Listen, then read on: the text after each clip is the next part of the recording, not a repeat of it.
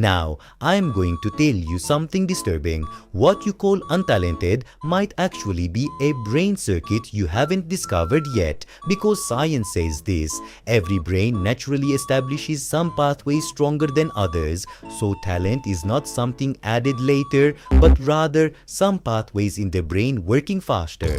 Talent is not about doing something well, as you might think. The scientific definition is that talent is the faster and more efficient functioning of certain neural networks compared to others.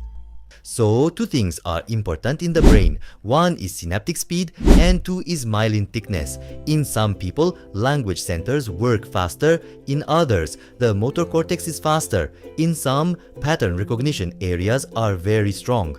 So, talent is not about working harder, but about some connections working with less energy. That's why some children immediately catch the rhythm, some instantly see numbers, some read people incredibly well, because their brains run that circuit with low energy. So, what did talent mean in the time of our ancestors? What comes to mind today when we say talented? Singing, painting, mathematics? But in ancient times, in tribal life, talent meant this: the person who could spot prey the fastest, the person who could read animal tracks, the person who could sense danger early, the person who could keep people together. In other words, talent was a survival advantage. Now, our talent test begins. The test is a visual micro difference. Close your eyes for 10 seconds in your current environment.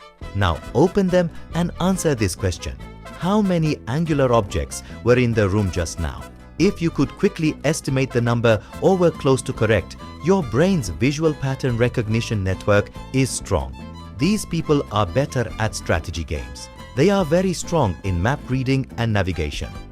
Quickly notices design details. People with a strong visual pattern system are more successful at predicting future risks because the brain uses the same system. Test 2. Emotional reflection. In the past week, someone said something to you. Can you remember the person's facial expression more than the words?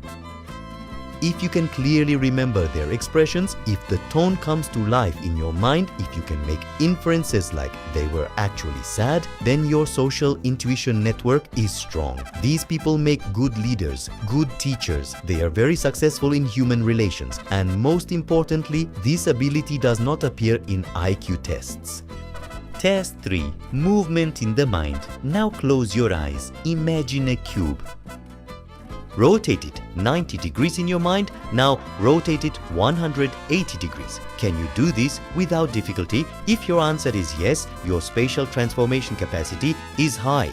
These individuals are very successful in architecture, engineering, game design, and sports strategy. NASA tests mental transformation capacity in astronaut selections because spatial orientation is vital in space. Now we have reached the conclusion. If you're strong in at least one of these 3 tests, you are talented but might be in the wrong place. Because the problem is that the school system measures a single type of talent, but the brain works in multiple ways. Talent is not singular, it is a network type. Now I ask you, are you untalented or have you not yet discovered which area of your brain is strong? And remember, talent is not a miracle. It is a density of connections. It grows as you make connections, and maybe you are searching for what you are inherently strong at in the wrong place.